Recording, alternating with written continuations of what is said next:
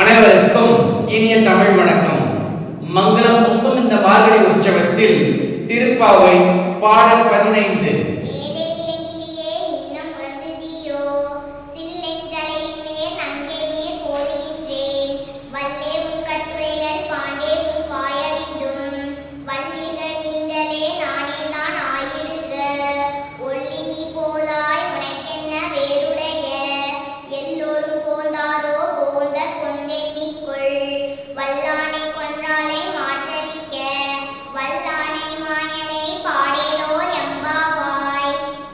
ஏன் அம்மா இளங்கிலியே, எவ்வளவு நேரமாக காத்துக் கொண்டிருக்கிறோம், இன்னும் உறங்கிக் கொண்டிருக்கிறாயே என்று தோழிகள் சொல்கிறார்கள்.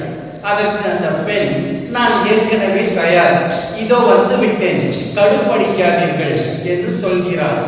எங்களை இவ்வளவு நேரம் காக்க வைத்துவிட்டு எங்களை பார்த்து கடுப்படிக்காதீர்கள் என்று சொல்கிறாய், இது சரியா என்று சிரிக்கிறார்கள்.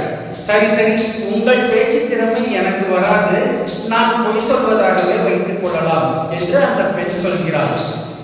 நாங்கள் இவ்வளவு நேரமாக காத்திருக்கிறோம், நீ மட்டும் உன் விருப்பத்திற்கு தூங்குகிறாயே, நீ என்ன உசத்தியா என்று தோழிகள் கேட்கிறார்கள். கோபப்படாதீர்கள், நான் மட்டும்தான் வரவில்லையா, என்னை தவிர எல்லோரும் வந்து விட்டார்களா என்று அப்பெண் கேட்கிறார்கள். நீயே வந்து எண்ணி பார்த்துக்கொள், பேசுவதை நிறுத்து என்று தோழிகள் சொல்கிறார்கள். பெரும் பலம் கொண்ட குவளையா பீடம் என்ற யானையை அழித்தவன், தீய சக்திகளை முற்றிலும் அழிக்கும் வல்லமை பெற்றவன், மகா மாயக்காரன் கண்ணன்.